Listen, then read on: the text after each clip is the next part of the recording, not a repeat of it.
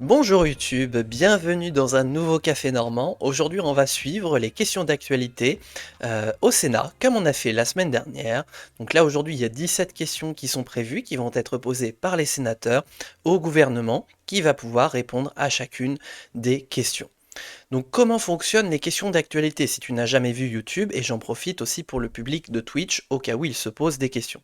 Les questions d'actualité, ce sont 2 minutes par sénateur et 2 minutes par membre du gouvernement, où un sénateur est en droit d'interpeller un membre du gouvernement, lui poser une question ou l'interpeller sur un sujet de son choix, qu'il est libre de communiquer ou non en avance, et donc il a 2 minutes pour s'exprimer.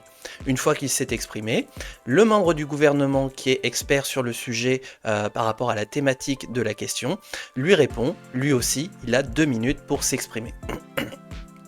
Si jamais les orateurs n'ont pas épuisé leur temps de parole, ils peuvent reprendre la parole une fois jusqu'au terme de leur temps de parole. Mais après, ils ne peuvent plus reprendre la parole. Ils ont le droit à une réponse et pas plus. Toujours dans la limite des 2 minutes du temps de parole décompté. Donc là, on va avoir 17 questions aujourd'hui, 7 posées par des membres de l'opposition, à Michel Barnier et à son gouvernement, et disposé par la majorité. Ah, et le Sénat est à l'heure, toc, hop, contrairement à la semaine dernière, je coupe la musique, je passe, toc, ici, et je me suis prévu ma petite liste des questions qu'on va pouvoir voir ensemble, donc 17 questions qui sont prévues, et que je vais pouvoir amender au fur et à mesure de l'évolution des discussions. Donc nous sommes en direct de l'hémicycle du Sénat, sur le flux vidéo du site du Sénat, et je remarquais justement en pré-live qu'en fait on peut faire des clips sur le flux vidéo du Sénat. Donc en fait le Sénat c'est le nouveau Twitch. Donc on voit les sénateurs et le gouvernement qui s'installent. Ah, et ce n'est pas Gérard Larcher qui ouvre la séance. Tiens, d'habitude, il ne manque jamais une séance de questions d'actualité au gouvernement. Là, c'est un des vice-présidents du Sénat qui ouvre la parole, la séance. La séance est ouverte. Le compte-rendu analytique de la précédente Donc on y séance va. a été distribué. Y a-t-il des observations? Donc c'est Loïc Hervé Je n'en vois pas. Le aujourd'hui. procès-verbal est adopté sous les réserves d'usage. Mesdames et messieurs les ministres, mes chers collègues, Je vais monter un petit peu le son. l'ordre du jour appelle les questions d'actualité au gouvernement. J'indique que Monsieur le Président du Sénat, Gérard Larcher, ne peut présider notre séance car il est actuellement en Nouvelle-Calédonie. Ah mais oui, c'est vrai. Avec Madame la Présidente de l'Assemblée nationale, Yaël Braun-Pivet. Mais oui, ils sont en Pour une mission Nouvelle-Calédonie. exploratoire de concertation et de dialogue. J'excuse également l'absence du Premier ministre, Ah bah qui décidément. effectue un déplacement À Bruxelles. Ouais. pour y rencontrer Madame Ursula von der Leyen, présidente de la Commission européenne. Je vous rappelle que la séance est retransmise en direct sur Public Sénat et sur notre site internet. Et sur la chaîne de Au Saslil. nom du bureau du Sénat, j'appelle chacun Il faut le d'entre signaler vous, aussi. mes chers collègues, à observer au cours de nos échanges l'une des valeurs essentielles du Sénat, le respect, qu'il s'agisse du respect des uns et des autres ou de celui du temps de parole. La parole est à Monsieur Claude Maluret pour le groupe Les Indépendants, République et Territoires. Vous avez la parole, Monsieur le Président.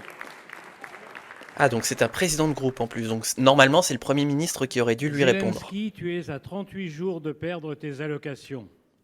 Ce post infâme du fils de Trump sur Instagram confirme toutes les craintes. L'Europe n'était qu'un acteur de second plan derrière les États-Unis dans un conflit qui pourtant se déroule sur son sol. Elle est désormais en première ligne, elle ne s'y est pas préparée et n'a aucune stratégie globale. Depuis des années, les Américains nous pressent de prendre une plus grande part du fardeau sécuritaire. Nous avons continué à croire que leur parapluie était éternel. Nous sommes aujourd'hui seuls ou presque face à des ennemis qui menacent nos projets, nos valeurs et surtout notre sécurité. L'arrivée de 12 000 soldats nord-coréens en Europe après le soutien massif de la Chine et de l'Iran marque un tournant dans la guerre. La réaction de la France, convoquer le délégué général de Corée du Nord pour lui signifier, je cite, notre désapprobation. Merci. Monsieur le ministre, au-delà des grandes phrases sur notre soutien indéfectible à l'Ukraine, je vous demande des réponses concrètes à des questions concrètes. Si les États-Unis et la Russie choisissent de négocier ensemble et par-dessus notre tête le dépeçage de l'Ukraine et l'avenir de l'Europe, comment comptons-nous réagir ? Si le retrait américain se confirme, avons-nous prévu d'accroître notre soutien à l'Ukraine et par quels moyens ? Soutenez-vous l'engagement de Friedrich Merz, probable futur chancelier allemand, de permettre enfin à l'Ukraine de frapper les bases d'où partent les bombes qui détruisent le pays ? Enfin, quels sont les moyens et le calendrier pour refaire de l'Europe, après 40 ans de déni, la puissance militaire qu'elle n'aurait jamais dû cesser d'être ? Il n'y a rien de plus dangereux que de croire que nous ne sommes pas en guerre contre des dictateurs qui sont en guerre contre nous et qui le disent. Pourtant, depuis février 22, nous avons consacré à la défense de l'Ukraine 2 €, l'équivalent d'un café, par mois et par Français. En 1939, Ah oui, quand Raymond même. Aron disait « Je crois à la victoire des démocraties, à condition qu'elles le veuillent ». Est-ce qu'aujourd'hui, face aux dictateurs du XXIe siècle, nous voulons vraiment cette victoire ? Donc, Claude Malhuret qui Merci, interpelle Monsieur le le Président. gouvernement Pour vous répondre, la sur la parole est à réponse Monsieur franco-européenne Jean-Noël par Barrot, rapport au conflit ministre de russo-ukrainien l'Europe et des et Affaires les nouvelles étrangères. postures à venir des États-Unis sur le Monsieur le conflit. Président, Mesdames et Messieurs Et les c'est Jean-Noël sénateurs, Barrot qui Monsieur va le lui répondre. Président Malhuret, 1000 jours après le début de son opération spéciale en Ukraine, Vladimir Poutine a lamentablement échoué à atteindre ses buts de guerre. Il a sacrifié des centaines de milliers de vies russes dans une guerre dont l'intensité n'a pas de précédent dans notre histoire récente. Il s'est rendu coupable de faits de déportation des enfants de l'Ukraine qui lui valent un mandat d'arrêt de la Cour pénale internationale, et il est le premier dirigeant d'un pays membre permanent du Conseil de sécurité des Nations Unies à être dans cette situation. Et il a asphyxié son économie qui est aujourd'hui au bord du gouffre, au point de l'amener à s'agenouiller devant la Corée du Nord pour tenter péniblement d'aller chercher du renfort pour continuer à pilonner l'Ukraine. 1000 jours après le début de cette guerre d'agression russe injustifiable, je crois que Donald Trump est trop avisé pour abandonner les Ukrainiens en rase campagne.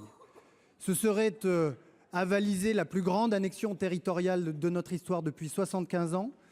Ce serait consacrer la loi du plus fort et précipiter l'ordre international dans le chaos. Ce serait oublier qu'aucune paix juste et durable ne peut être conclue dans le dos des Ukrainiens et par-dessus la tête des Européens. Parce que 1000 jours après le début de la guerre, le soutien de la France et le soutien de l'Europe ne faiblira pas, quelles que soient les décisions de l'administration américaine. Dans quelques jours, les soldats ukrainiens qui ont été formés et équipés sur le territoire national gagneront le front ukrainien. Nous irons avec Sébastien Lecornu et un certain nombre de parlementaires leur rendre visite dès demain. Dans quelques semaines, les Ukrainiens recevront 50 milliards d'euros apportés par les pays du G7, leurs alliés, et financés par les revenus d'aubaine tirés des actifs russes gelés. Et dans quelques mois, ce seront les Mirage français qui voleront dans le ciel de l'Ukraine. C'est aux Ukrainiens qu'il appartient de décider des conditions et du moment d'ouvrir des négociations de paix. Et c'est la responsabilité de leurs alliés de leur permettre de rentrer dans ces négociations en position de force. Merci, Monsieur le Ministre. Jean-Noël Barrot qui rappelle la position et les engagements de la parole France est à vis-à-vis du présent à conflit Monsieur russo-ukrainien. Raphaël Daubé pour le groupe du Rassemblement social, démocratique et social européen. Vous avez la parole, mon cher collègue. Merci, Monsieur le Président, Monsieur le Ministre de l'Économie, des Finances et de l'Industrie. L'onde de choc des restructurations chez Michelin et Auchan, Je le sentais venir. aujourd'hui directement 4000 emplois, n'est vraisemblablement que le signe avant-coureur d'une déferlante bien plus importante de défaillances d'entreprises. Vous aurez à faire la lumière sur les raisons et les responsabilités de ces plans sociaux. En attendant, on parle de 150 000 destructions d'emplois en France et d'un chômage grimpant à 8% pour l'année prochaine si rien n'est fait. Vos hypothèses de croissance, fondées exclusivement sur la consommation des ménages, seraient, dans ce cas, déjà caduques. Et bien sûr, le budget pour 2025 s'en trouverait gravement compromis. Êtes-vous prêt, Monsieur le Ministre, à considérer que notre économie a besoin d'être soutenue par l'investissement public, à la fois pour doper la réalisation des projets des collectivités locales et des territoires, mais aussi pour soutenir la recherche et l'innovation qui seules permettront de tirer notre épingle du jeu dans la compétition internationale. Et puis l'Europe doit s'engager davantage aussi quelle stratégie porterez-vous auprès de nos partenaires européens pour mieux défendre et mieux protéger nos entreprises, nos emplois et nos savoir-faire? Raphaël Merci, Daubé mon qui cher interroge collègue. le Pour vous gouvernement répondre, sur les la parole est à perspectives monsieur économiques et Antoine d'emploi Armand, de la ministre France de l'économie, en des Europe. Finances et de l'Industrie. Merci, Monsieur le Président, Mesdames et Messieurs les sénateurs. Monsieur le sénateur, merci pour votre question Oh non! et merci Ah, pour c'est la bon. manière dont Tout vous vert. l'avez formulé parce que vous avez résumé les défis qui sont devant nous. On Une écoute. situation difficile sur le front de l'emploi et de l'industrie et des difficultés que nous devons regarder en face. Et ma responsabilité n'est pas de commenter, ma responsabilité n'est pas d'annoncer, mais elle est en lien avec la ministre en charge des partenariats avec les collectivités locales, avec la ministre en charge de l'emploi et la ministre en charge de l'écologie, de trouver des solutions et vous les avez mentionnées, j'irai dans votre sens. La première, c'est que oui, la solution passera par l'innovation et par le développement de l'industrie verte sur notre territoire. Et donc je suis heureux de pouvoir vous confirmer ici aujourd'hui l'intention du gouvernement, après l'invitation de nombreux parlementaires, notamment de ces bancs, de soutenir la décarbonation de notre industrie avec 1,5 milliard d'euros supplémentaires en faveur de l'ensemble des territoires pour l'industrie décarbonée. Bien sûr aussi avec le maintien du crédit impôt recherche, du crédit impôt innovation, des jeunes entreprises innovantes qui sont les solutions de demain en matière de l'emploi. Et puis, je voudrais avoir un mot pour finir sur la question européenne que vous avez mentionnée. Nous devons collectivement sortir de la naïveté européenne. Le monde nous y invite. La manière dont les évolutions politiques se font aux États-Unis comme en Asie nous invite à un sursaut. D'abord un sursaut européen avec nos partenaires pour de l'investissement privé, avec l'Union de marché des capitaux, mais aussi avec l'investissement public et les conclusions du rapport Draghi que la France porte, je crois, au nom de l'ensemble de la représentation nationale, parce que la solution passera par l'investissement. C'est une évidence, mais je le dis ici aussi, pour être crédible et pour avoir du moteur politique au niveau européen, oui, nous devrons réduire nos dépenses publiques, réduire notre dette, c'est la condition de la souveraineté de notre pays. Je vous remercie. Donc la réponse d'Antoine Armand Merci, qui monsieur le considère ministre. que Monsieur Daubé, je vous en pour prie. sauver l'emploi, il faut réduire les dépenses Monsieur le publiques. ministre, 15 jours, c'est le temps que nous aurons au Sénat pour examiner le budget. Mhm. C'est très peu et nous n'avons pas de temps à perdre pour faire les bons choix et pour adapter la copie aux réalités. Merci. Merci, mon cher collègue. La parole est à présent à monsieur Michael Weber pour le groupe socialiste, écologiste et républicain. Monsieur le Président, Madame la Ministre, il y a 10 jours finissait la COP16 pour la biodiversité dans l'indifférence générale. Entre-temps, la plus grande puissance du monde élisait à sa tête un homme pour qui le réchauffement climatique est un canular et l'environnement un non-sujet. C'est dans ce contexte que la COP29 pour le climat a débuté, pendant laquelle les puissances du monde doivent s'accorder sur le sujet de la finance climatique, là où elles ont échoué pour la biodiversité. La COP se déroule sous la présidence d'un État pétrolier, une dictature où règne la répression et la corruption et où parler d'environnement vous vaut la prison, de quoi discréditer la nécessaire coopération internationale. Les catastrophes climatiques, les terribles inondations, avalanches, au Sahel, en France, dans le Nord-Pas-de-Calais que vous connaissez bien, nous rappellent pourtant assez bien l'urgence d'agir. Or, en Europe, nombreux sont ceux qui veulent la mort du pacte vert. En France, la biodiversité est en constant déclin. Nous attendons un engagement fort. 1 an après la présentation de la planification écologique, votre budget semble acté d'un renoncement. Et pourtant, le 5 septembre dernier, Monsieur le Premier ministre se prévalait du concept de dette écologique lors de sa prise de fonction. Dans ce contexte En effet, inquiétant, quels Michel sont Barnier donc les l'avait dit. moyens que vous comptez réellement mettre en œuvre pour relever le défi écologique, acculés que nous sommes devant l'effondrement de la biodiversité et l'urgence climatique? Pour vous répondre, la parole est à madame Agnès Donc ici, le sénateur faisait notamment référence à la COP29 qui est actuellement en train de se tenir à Bakou, la capitale de l'Azerbaïdjan. Merci, Monsieur le Président, Mesdames et Messieurs les sénateurs, Monsieur le sénateur Weber. Merci d'abord de planter le décor, effectivement, de la difficile négociation climatique qui s'entame aujourd'hui et de la négociation biodiversité qui s'est terminée avec des résultats que nous considérons en demi-teinte. Nous le savons, le dérèglement climatique est devant nous, il est devant nous en France, nous en vivons les épisodes chaque semaine au travers d'aléas climatiques majeurs, inondations, canicules, sécheresses, méga-feux. Nous le vivons aussi de manière plus insidieuse avec la perte de rendement en matière agricole, par exemple, mais nous le vivons aussi à l'international avec des évolutions géopolitiques qui ne vont pas nécessairement dans le bon sens. Face à ça, nous agissons. Nous agissons d'abord au niveau national. Je veux rappeler ici que la France est un des premiers pays à s'être doté d'une stratégie nationale biodiversité qui soit en ligne avec les accords de Montréal qui ont été obtenus à la COP 15 biodiversité.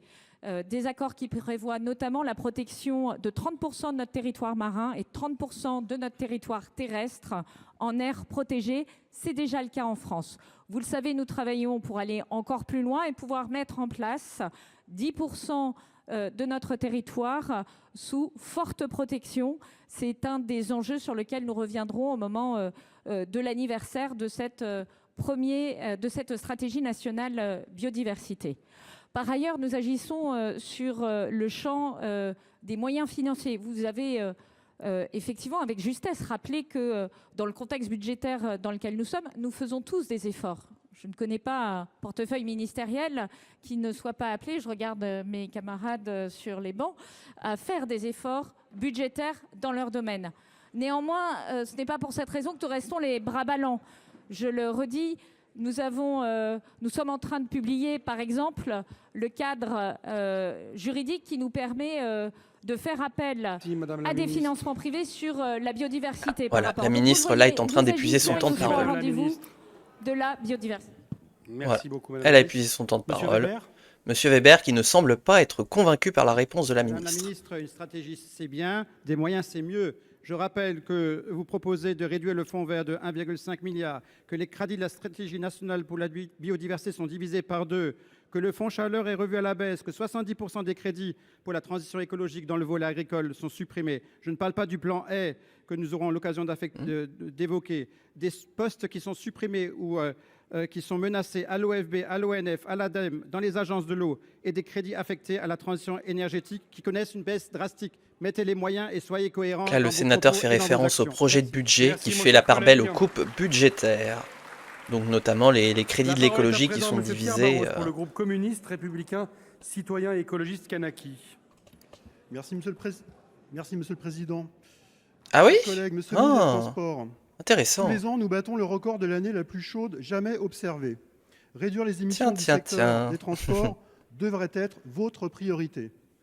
Comme d'autres avant lui, votre gouvernement s'entête pourtant à liquider Fret SNCF, pliant sans combattre devant la décision de la Commission européenne. Fret SNCF qu'on a vu hier Dans ces lors de conditions, l'agenda Comment politique. tiendrez-vous votre engagement de doubler la part du fret ferroviaire d'ici 2030 ?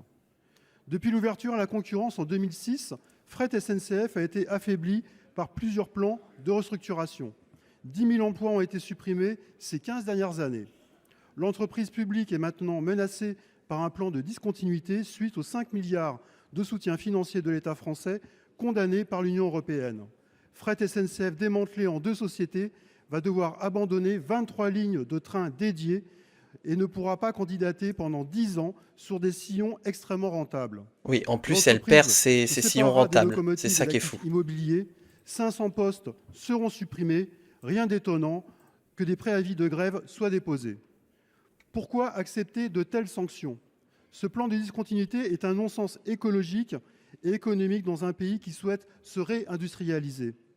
Vous cassez un outil qui représente près de 60% des marchandises transportées par train en France, alors que la concurrence a échoué partout en Europe. Monsieur le ministre, allez-vous avoir le courage de vos ambitions et défendre notre opérateur public de fret contre le dogme de la concurrence libre et non faussée imposée par Bruxelles ?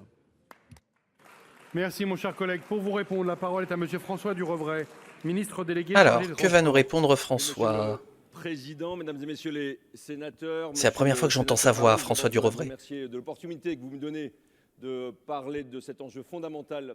Plus dans le micro, François, comme moi. Plus dans le micro. Qui est un des dossiers que j'ai eu à traiter lorsque je été Oui, nommé voilà, c'est mieux. au gouvernement. Et je voudrais profiter de votre question pour tordre le cou à un certain nombre d'informations qui me semblent erronées. C'est comme sur Backseat, il faut parler dans le Première micro. des choses, et c'est la vérité, c'est que le fret a bénéficié au cours des années passées de 5 milliards d'euros d'aides illégales au regard du droit européen. Et ce n'est malheureusement pas le changement de ministre des Transports à Paris comme le changement de commissaire européen à Bruxelles, qui peut changer cette réalité juridique. Par rapport à cela, nous avons travaillé main dans la main, à la fois avec la SNCF, mais également avec les organisations syndicales, pour construire un plan robuste qui d'abord sauvegarde tous les emplois. Tous les emplois sont évidemment préservés, 90% dans le groupe SNCF, les 500 emplois que vous citez étant évidemment affectés dans d'autres tâches. Et j'ai demandé évidemment au président de la SNCF de veiller à chaque situation personnelle. Notre plan est robuste également pour l'avenir du fret. Heureusement, nous arrivons dans une phase où la demande des entreprises va croissante parce qu'elles ont bien conscience qu'il y a un enjeu de décarbonation de la mobilité. Et vous savez parfaitement que les flux qui sont cédés à la concurrence, ils sont 24 et non pas 23, sont tous repris par des entreprises ferroviaires, ce qui signifie qu'aucun flux ne va sur des liaisons routières. Bah encore heureux. Mais bon, tu m'étonnes, c'est des liaisons rentables. Financier du gouvernement, 370 millions d'euros pour le fret ferroviaire, une augmentation pour le wagon isolé à hauteur de 100 millions d'euros. Le Premier ministre a demandé dans le budget 2025 d'accroître l'effort du gouvernement à hauteur de 30 millions d'euros et 4 milliards d'euros qui seront consacrés pour le fret dans les années qui viennent et l'investissement sur le ferroviaire. Vous voyez que l'ambition du gouvernement reste intacte et le doublement de la part du fret ferroviaire pour la part modale de transport de marchandises reste évidemment l'objectif. Je vous remercie. Donc la réponse de François Durovray est intéressante parce qu'il est en train de nous dire que aider une entreprise... Ah pardon. De votre dispositif. Bah, il va peut-être le dire. Deux solutions sont possibles. Appliquons un moratoire, comme le recommandait le rapport parlementaire d'Hubert Wulfranc. Entamons de nouvelles discussions avec Teresa Ribera, commissaire européenne récemment nommée. Travaillons avec les organisations syndicales, les partenaires qui proposent des projets alternatifs pour développer le rail. Ne prenez pas, monsieur le ministre, le risque de jeter des milliers de camions supplémentaires sur nos routes. Bon, il l'a pas dit. Merci, mon cher Moi, collègue. ce qui m'interroge dans la réponse de parole est à François présent Durovray, à Madame c'est le fait Évelyne qu'ils disent que Perrault les 5 pour le groupe milliards de l'Union d'aides centriste. sont illégales quand elles sont à destination d'une entreprise. Par contre, prévoir dans le budget 2025 d'inonder les entreprises qui vont reprendre les créneaux excédentaires de anciennement fret SNCF, là par contre, il y a le droit. C'est vraiment curieux comme réponse. C'est vraiment curieux comme politique vis-à-vis du fret. Car oui, cet accord est problématique pour nos agriculteurs, mais Ah, il le est aussi Mercosur. en contradiction avec nos engagements environnementaux. Le rapport de Stéphane Ambert a démontré en 2020 que ses coûts écologiques seront supérieurs à ses gains économiques. Et Greenpeace n'a cessé de dénoncer le risque majeur que représente cet accord pour le climat et la biodiversité. En effet, il ne garantit pas que les importations européennes en provenance des pays du Mercosur ne seront pas liées à la déforestation. Pire, en favorisant les exportations sud-américaines de bœuf ou de biocarburants, il contribuera à l'accélérer. Par-delà la problématique de la déforestation, l'accord est dépourvu de toute exigence contraignante quant au mode de production. Or, les normes environnementales sont autrement plus lâches dans les pays du Mercosur que dans l'Union européenne. C'est un nivellement écologique par le bas au détriment de la planète. Pour y remédier, la France a tenté d'y intégrer de la réciprocité, des normes et des clauses miroirs, sans succès. En l'état, le traité est donc contraire à l'accord de Paris et à la stratégie nationale de lutte contre la déforestation importée. Madame la ministre, vous qui avez réaffirmé lors de votre audition au Sénat vouloir lutter contre tout dumping écologique, allez-vous imposer le veto français à la conclusion de cet accord et surtout vous opposer au nom de l'environnement à une adoption séparée de son volet commercial par la Commission? Merci, ma chère Très collègue. intéressante comme Pour vous question. répondre, la parole est à monsieur Jean-Noël Barrot, ministre de l'Europe et des Affaires étrangères. Merci, Monsieur le Président. Mesdames On aura et une messieurs réponse dans un les cadre sénateurs, européen. Madame la sénatrice, j'associe à ma réponse Annie Genevard et Agnès Pannier-Runacher, puisque vous le savez, sous l'autorité du Premier ministre, le gouvernement est pleinement mobilisé pour faire échec à ce que vous décriviez dans votre question. Et d'ailleurs, s'il est aujourd'hui à Bruxelles pour rencontrer Ursula von der Leyen, c'est précisément pour lui dire que nous ne pouvons pas accepter cet accord en l'état. C'est la position constante de la France et le président de la République l'a rappelé à de maintes reprises. Et pour les raisons que vous avez citées, qui tiennent d'abord au fond de cet accord, qui aujourd'hui ne réunit pas les garanties suffisantes pour que l'ambition environnementale soit au rendez-vous, mais aussi pour protéger nos filières agricoles. Vous l'avez dit, l'accord de Paris doit être un élément essentiel de l'accord et en cas de violation de l'accord de Paris, l'accord doit pouvoir être suspendu. L'accord doit aussi comprendre des clauses de sauvegarde, des mécanismes de sanction lorsque les obligations environnementales ne sont pas satisfaites. Et puis, l'accord doit respecter les règles en vigueur, celles que l'Union européenne impose à ses producteurs, et je pense en particulier aux règles concernant la déforestation. Garantir que nos partenaires commerciaux respectent en tout point les contraintes que nous imposons à nos producteurs, c'est une question de cohérence et de justice. Mais il y a une autre raison pour laquelle nous nous opposons à cet accord en l'état. C'est que nous tenons à ce que la Commission respecte le mandat qui lui a été confié par le Conseil. Ce mandat, c'était de conclure un accord d'association soumis à l'unanimité des États membres et à la ratification par les parlements nationaux. Et cela, c'est une question de démocratie. C'est tout cela qu'un certain nombre de parlementaires ont souligné dans une tribune. Ils ont été plus de 600 à le faire. Et c'est ce message que le Premier ministre est aujourd'hui allé à Bruxelles porter auprès de la présidente de la Commission européenne. Merci, monsieur le ministre. Bon, la parole est à présent à Mme Antoinette Guhl pour le groupe écologiste Solidarité et Territoires. Monsieur le Président, Madame la Ministre, où en est la promesse de plein emploi du président Macron? Où en est la réindustrialisation de la France dont les gouvernements successifs se félicitent depuis 2017? Que dites-vous aux 1254 salariés de Michelin dans le Maine-et-Loire et le Morbihan, aux 2389 salariés d'Auchan dans le Nord et les Hauts-de-France? Leur dites-vous aussi que c'est simple, qu'il suffit de traverser la rue pour trouver du travail? Ce mépris de classe s'ajoute à une réalité aujourd'hui bien sombre. Mot prononcé par Emmanuel Macron. Je pense aussi aux 1700 emplois menacés chez Sanofi, dans l'Oise et le Calvados, aux 228 salariés de Duralex, sauvés grâce à leur propre reconversion en coopérative. Votre gouvernement poursuit une politique délétère déjà en place depuis plusieurs années. 80 milliards d'euros d'allègements concédés pour les gros salaires et les grandes entreprises, qui vont gréver le budget de la sécurité sociale, flexibilité de l'emploi, facilitation des licenciements. Est-ce que ça protège l'emploi? Non. Est-ce que ça protège l'industrie? Non. Pire, les gouvernements successifs depuis 2017 ont dégradé les droits sociaux et pénalisé les chômeurs. Pour beaucoup, c'est la double peine. Il ne s'agit pas seulement de milliards d'euros, mais d'êtres humains qui peuplent notre pays et qui souffrent aujourd'hui autant qu'ils s'inquiètent de leur avenir et de leur famille. Étant né en Lorraine, je sais ce qu'est le regard d'un enfant qui ne verra plus ses parents travailler. Victor Hugo disait « Aidons, protégeons, secourons, avouons la faute publique et réparons-la ». Il disait aussi « C'est du droit de tous les faibles que se compose le devoir de tous les forts ». Madame la ministre, comment le gouvernement compte-t-il enfin réparer sa politique pour protéger l'emploi industriel et anticiper les mutations à venir, et notamment la mutation écologique, la décarbonation de son industrie, dont la France ne peut se passer? Merci. Donc une nouvelle question sur la situation de l'emploi et des plans sociaux en France. Panoffian-Bouvet, ministre du Travail et de l'Emploi. Merci, Monsieur le Président, Mesdames et Messieurs les sénateurs. Madame la sénatrice Antoinette Guhl, moi j'aimerais rappeler aussi les chiffres. Vous avez voulu en citer quelques-uns. Eh bien, depuis 2017, sur la question industrielle, c'est 150 000 emplois industriels nets de créés.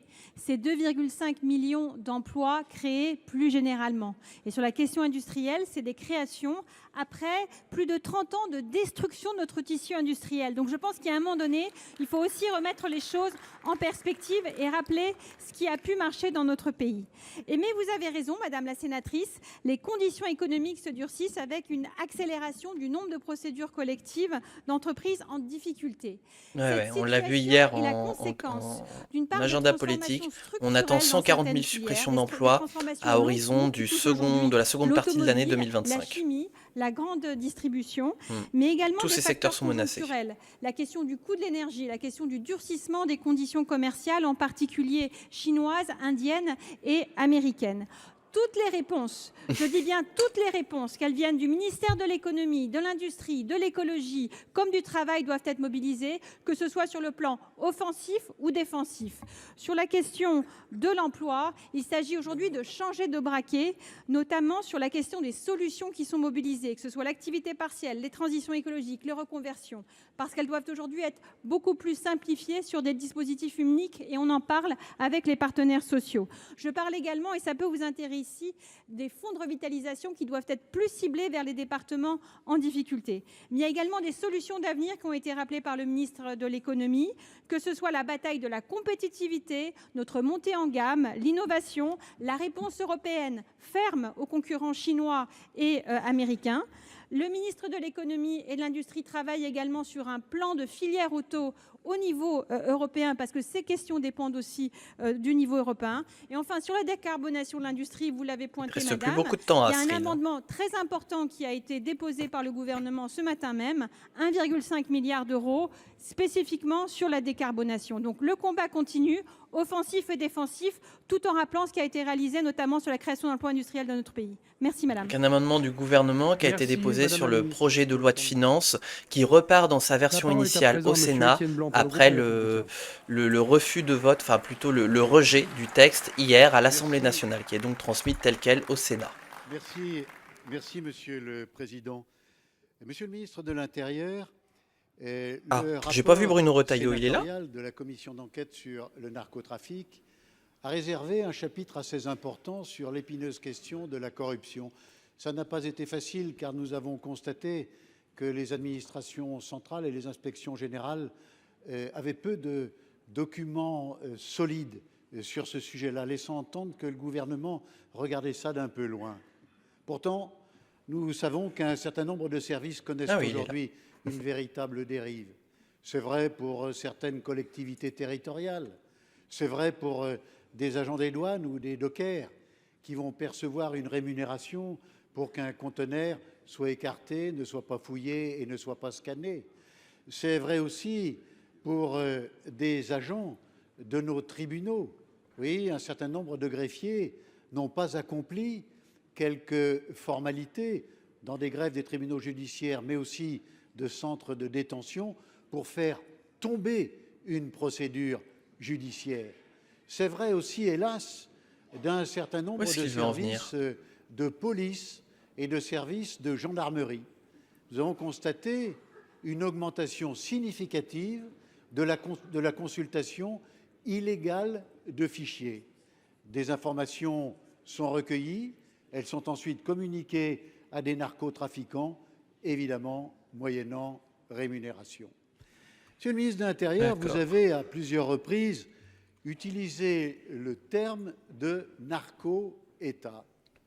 Eh bien, nous savons aujourd'hui que la corruption, c'est un des qualificatifs des narco-États.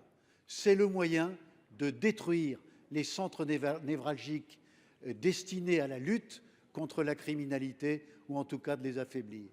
Alors, pouvez-vous nous dire aujourd'hui quelle sera la politique du gouvernement pour que nous comprenions mieux ce phénomène et surtout quelles seront les dispositions que vous mettrez en place pour lutter Ça fait beaucoup de positions. ce qui peut considérablement affaiblir la puissance de l'État. Merci mon cher collègue. Pour vous Pile répondre, poil la 2 parole est à minutes. monsieur Bruno Retailleau, ministre de l'Intérieur. Alors, qu'est-ce qu'il va nous répondre? Monsieur le Président, Monsieur le sénateur Étienne Blanc, vendredi, nous étions à Marseille, vous y étiez, le président de la commission d'enquête, avec le garde des Sceaux. J'ai été impressionné par deux moments très forts. D'abord, la rencontre avec les familles de victimes, avec ce message « Arrêtez ce massacre ». J'ai été aussi très impressionné lorsque nous avons rencontré les enquêteurs de la police judiciaire et de l'OFAST. Ils nous ont décrit une situation terrible, l'extraordinaire, l'inquiétante métamorphose de ces organisations criminelles avec un déploiement sur l'ensemble du territoire, une projection tentaculaire, avec la diversification de leurs activités économiques, avec des phénomènes de corruption, évidemment, et avec d'effrayantes méthodes, le retour à la torture, à la séquestration, mise en scène sur les réseaux sociaux, le recours à des jeunes tueurs, des tueurs qui sont désormais jetables. Ils nous ont dit aussi qu'ils n'agissaient pas à armes égales. Cette description, ces constats, vous l'aviez réalisé lors de la commission d'enquête dont vous étiez le rapporteur. Vous avez aussi consacré un chapitre à la corruption. Et c'est vrai qu'avec les sommes qui sont en jeu, avec les menaces qui peuvent peser sur des agents publics, mais aussi sur des agents privés, ce phénomène doit désormais être pris au sérieux. Et il y a quelques semaines, au mois d'octobre, un policier a dû rendre des comptes parce qu'il avait sur le darknet, en crypto-monnaie, vendu un certain nombre d'informations. Les moyens d'y parvenir, ce sera le texte du Sénat. L'article 19 qui prévoit pour des administrations très exposées un certain nombre d'enquêtes administratives régulières. Il faudra sans doute y ajouter et insérer le narcotrafic pour développer des techniques spéciales d'enquête. Voilà, nous en reparlerons. Il faut agir vite, il faut agir fort. Comptez sur nous. Merci, monsieur le ministre. Bruno Retailleau qui fait des La parole annonces est à présent à madame sur son Nicole cheval de Duranton bataille, le Pour narcotrafic. le groupe Rassemblement des démocrates, progressistes et indépendants. Merci, monsieur le président. RDSE? Ah Monsieur bon? le garde des Sceaux, le 14 mai dernier à Incarville, dans mon département, l'Eure, l'attaque d'un fourgon pénitentiaire a fait deux morts et 3 blessés. Elle a suscité une très vive émotion parmi les agents pénitentiaires et toute la population RDPI. française. 6 mois après, les agents pénitentiaires restent inquiets. Je salue le courage de ces agents qui œuvrent chaque jour pour la population carcérale. Je me suis rendue récemment à la maison d'arrêt d'Évreux où était incarcéré Mohamed Amra. Elle affiche à ce jour un taux de surpopulation carcérale de 189%. 4 détenus par cellule de 10 mètres carrés. J'ai constaté également les conditions de travail difficiles des agents, dans des locaux étroits et vétustes, malgré un plan de travaux pluriannuel. Cette maison d'arrêt a 112 ans. Je vous invite, monsieur le garde des Sceaux, à venir la visiter. La semaine dernière, je me suis rendue au centre de détention des Vignettes à Val-de-Reuil, plus grand centre de détention d'Europe. Là aussi, j'ai échangé avec la directrice, les représentants syndicaux de force ouvrière et les détenus. Les agents d'Évreux et de Val-de-Reuil s'inquiètent de la dégradation de leurs conditions de travail et surtout, ils craignent pour leur sécurité. Monsieur le garde des Sceaux, aujourd'hui, je porte la voix de ces agents.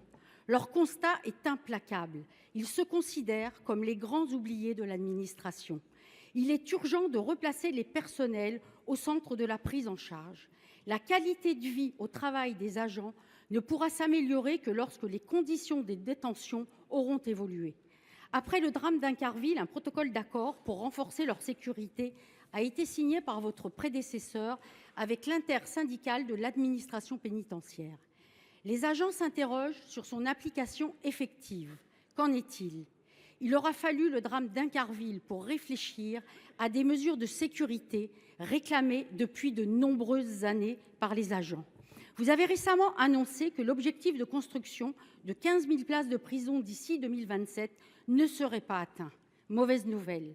Monsieur le garde des Sceaux, comment allez-vous remettre sur les rails le plan 15 000 places nettes pour améliorer le quotidien des détenus et assurer la sécurité des agents pénitentiaires? Je vous remercie. Nicole Duranton qui pose plein de questions sur la situation carcérale et pénitentiaire, qui est effectivement critique sur bien des aspects. Merci, Monsieur le Président, Mesdames et Messieurs les sénateurs, Madame la sénatrice Nicole Duranton. Donc c'est le garde des Sceaux qui lui répond. M'interroger à la suite de vos visites à la maison d'arrêt d'Évreux et au centre de détention de Val-de-Reuil sur l'état des prisons et les conditions de travail et de sécurité des agents de la direction de l'administration pénitentiaire.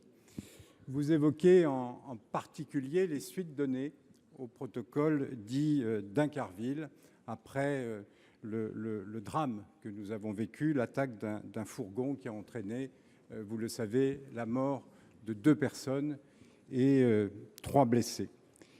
Je tiens, comme vous, tout d'abord à saluer, bien sûr, l'engagement sans faille des personnels de l'administration pénitentiaires. Ils travaillent dans des conditions extrêmement difficiles et ils méritent tout notre soutien et notre solidarité. Je ne les oublie pas et c'est pour cela que j'ai demandé une enveloppe complémentaire par rapport à la lettre plafond et que le Premier ministre a souhaité arbitrer favorablement. Ce qui me permet de respecter les engagements qui ont été pris vis-à-vis de ces personnels. Les 33 mesures qui sont prises dans le cadre de ce protocole sont en cours de mise en œuvre et les crédits dédiés sont bien sanctuarisés dans le projet de loi de finances pour 2025. Or, des échanges continuent entre les organisations syndicales, l'administration pénitentiaire et la chancellerie. À l'heure actuelle, à titre d'exemple, les premiers véhicules nouvelle génération ont commencé à être livrés. J'ai eu l'occasion d'ailleurs d'en remettre 4 vendredi dernier à Marseille. D'ici fin 2024, nous disposerons de 60 sites équipés en système anti-drone.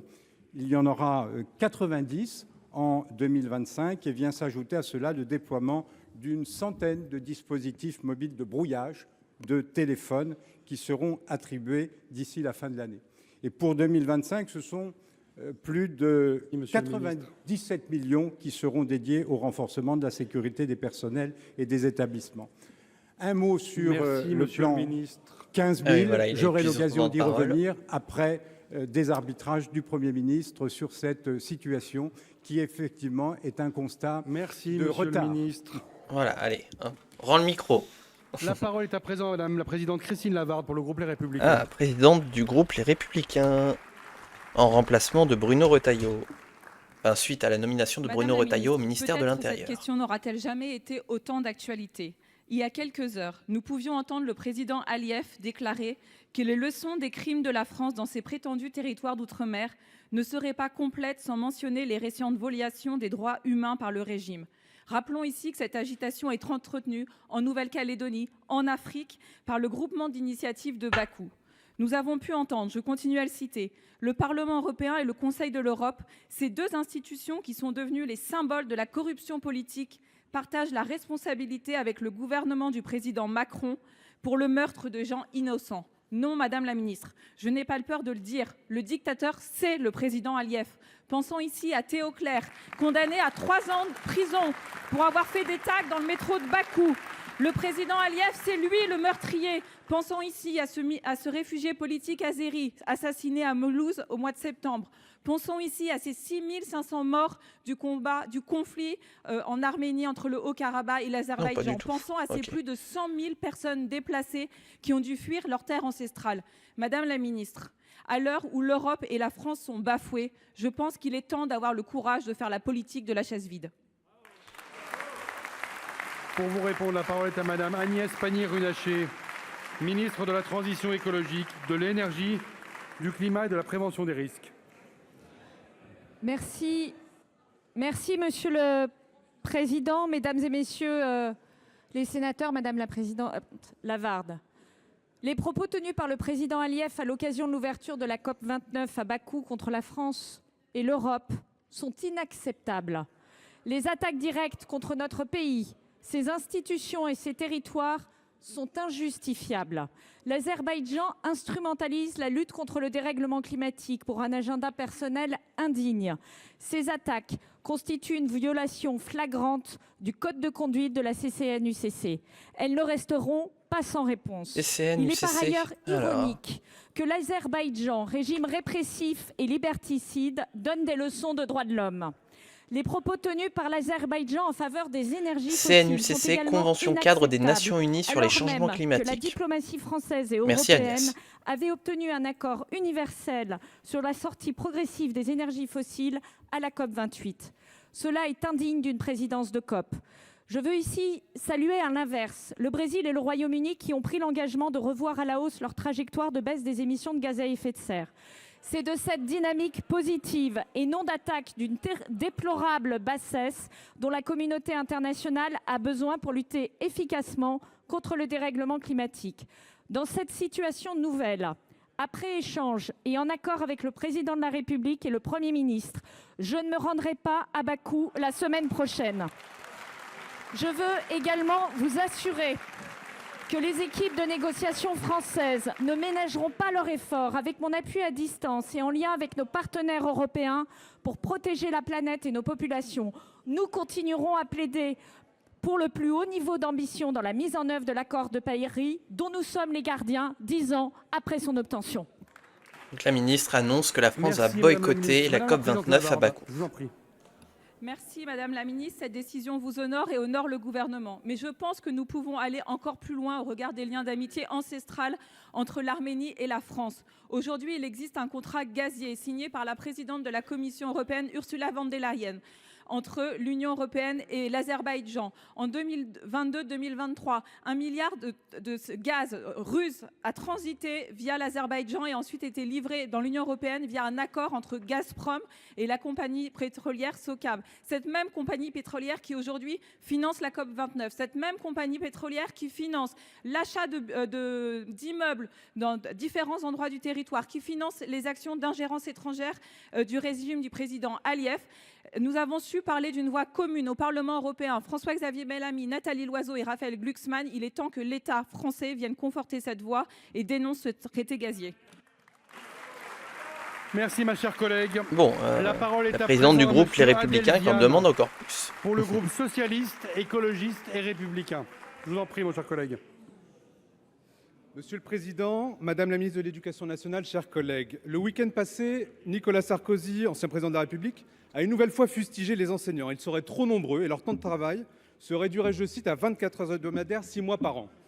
Dans un monde où les vérités alternatives progressent, j'y reviendrai, cette affirmation relèverait de l'ironie si la situation de l'école de la République n'était pas aussi catastrophique. Mais souvenons-nous, en 2007, sous sa présidence, les RGPP, certains y étaient, supprimaient 80 000 postes en 5 ans dans la seule éducation nationale. La formation des maîtres était également frappée par la fermeture des IUFM. Moins de postes, affaiblissement de la formation, notre école en paye aujourd'hui encore le prix. Ouais, effectivement, l'éducation nationale a été la grande sacrifiée du mandat de Nicolas Sarkozy et entre 2007 et 2012. Faux qui ont été diffusés, ils travaillent en moyenne 43 heures par semaine, parfois 50 heures pour les plus jeunes, dans des classes surchargées. Enfin, ils sont frappés de paupérisation. Ils touchaient dans les années 80 3 fois le SMIC en début de carrière, ils sont à 1,2 aujourd'hui. Madame la ministre de l'Éducation nationale, vous avez trop tardé à réagir à ces propos. 3 fois le SMIC en début de carrière. Ah ouais. Afin de protéger les enseignants de ce type de diatribe mensongère qui dégrade leurs conditions de travail, détériore leurs liens avec la société et abîme aussi l'école de la République. Pour vous répondre, la parole est à monsieur Alexandre Portier, ministre délégué chargé de la réussite scolaire et de l'enseignement professionnel. Je vous en prie, monsieur le ministre. Alors, on va écouter. Est-ce qu'ils vont se désolidariser de Nicolas Sarkozy? Sénateur Ziane, quand je pense à nos enseignants, je pense, comme vous tous, à tous ces visages qui ont d'abord jalonné nos parcours. Je pense à ces instituts qui, à 7h15, dans les classes, partout en France, dans les petits villages comme dans les grandes villes, préparent les dernières photocopies, mettent en place les dernières activités et accueillent de manière inconditionnelle tous les enfants de ce pays, d'où qu'ils viennent. L'école, on ne le dit pas assez, mais c'est le premier service public de ce pays. C'est le premier lieu, par définition, où nos enfants vont apprendre ce qu'est le collectif, ce qu'est la nation, ce qu'est la France. Et donc, évidemment, ils ont le soutien inconditionnel ici de tout le gouvernement qui a uni derrière Michel Barnier. Et donc, très clairement, je ne partage pas ces propos. Voilà, d'accord, ok. Je ne partage pas ces propos. Et le meilleur reflet de tout ça, c'est le soutien qu'on leur a apporté dans ce budget cette année. On est dans un moment où les contraintes budgétaires sont importantes. On a les plus grosses contraintes budgétaires que vous connaissez. Et on a fait le choix, à ce moment-là, d'apporter le budget le plus important de l'histoire de l'école, 63 milliards d'euros. Évidemment, je le sais, tout est perfectible, rien n'est jamais assez et on peut toujours faire mieux. Mais en attendant, ce budget et ces moyens supplémentaires nous permettent d'en faire plus sur bien des aspects, notamment pour faire baisser le nombre d'élèves par classe et mieux accueillir chacun de nos enfants. Ça nous permet de poursuivre la modernisation aussi du lycée professionnel parce que, contrairement à certains messages qu'on peut lire à droite à gauche, on a ouvert des classes en lycée professionnel dans cette rentrée, on a recruté des enseignants également et puis ça nous permet aussi, et ça je crois que c'est un message que tous ici on peut partager, de mieux accueillir les enfants qui ont le plus de difficultés et notamment les enfants en situation de handicap. Ce sont 2500 emplois dont va bénéficier l'ensemble de la communauté éducative qui va se voir enfin, ce sont 4000 emplois qui sont menacés aussi. Donc la balance des emplois, Thomas ou Alexandre. Dans quelques jours, il y aura un budget. Et si vous avez des propositions différentes, vous pourrez, au moment du budget, dire quelle est votre vision de l'école. vous pourrez vous exprimer et nous dire ce que vous proposez pour faire mieux, pour faire plus. Et j'ai hâte qu'on puisse en débattre ensemble. Je vous remercie. Monsieur le ministre, monsieur Ziane, je vous en prie. Oui, merci Monsieur le ministre. Nous avons énormément de propositions à vous faire. Et merci pour votre réponse et de ne pas donner suite à ces propos. J'aurais aimé entendre la ministre de l'Éducation nationale qui est à Paris actuellement à ma connaissance, à deux titres. D'abord sur la forme, parce que la priorité des priorités, c'est d'abord d'avoir un professeur devant chaque élève. Or, aujourd'hui, 15 millions d'heures de cours ne sont pas dispensées dans notre pays. Et l'annonce de l'acte 2 du choc des savoirs a été faite alors que l'acte 1 n'a même pas été évalué et que 4000 postes seront supprimés. Enfin, sur le fond, durant la crise Covid, les agents de la fonction publique étaient loués pour leur abnégation. Ils seront encore en première ligne demain pour redresser notre pays face à la crise économique et budgétaire qui va frapper. Et ils méritent mieux que les clichés éculés, à l'heure même où... Courage à tous les profs, hein. Le ministre de la enseignants, instituteurs. dans une forme de Trumpisme à la française, voilà, courage à vous. n'a rien trouvé de plus judicieux ce matin que de s'acoquiner avec Elon Musk dans un challenge méprisant et provocateur sur Twitter à leur endroit. Nous leur devons de la considération et reconnaître leur rôle et leur travail dans la parole comme dans l'action politique. Je vous remercie. Mon cher collègue. Bon, voilà, c'est dit. Hop. La parole est à Madame Jacqueline Eustache-Brinio pour le groupe Les Républicains. Merci.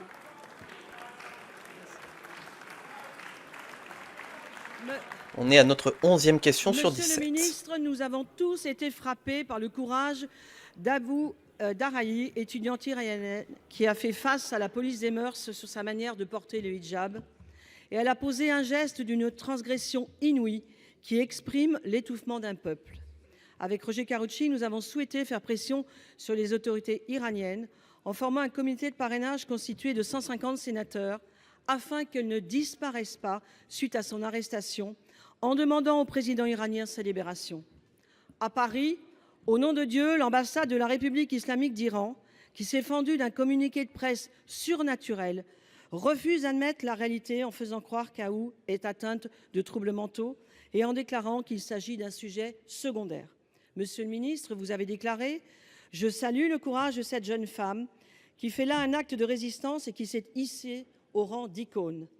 Avez-vous des informations sur ce qu'est devenu Aou et avez-vous eu des contacts avec l'ambassade d'Iran ?